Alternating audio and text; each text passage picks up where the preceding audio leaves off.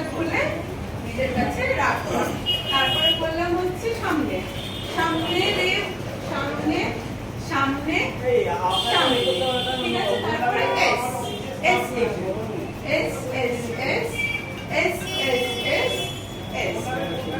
এখান থেকে একটা ফুল নিলাম, ফুলটা ভালো করে নিয়ে নিজের কাছে রাখলাম।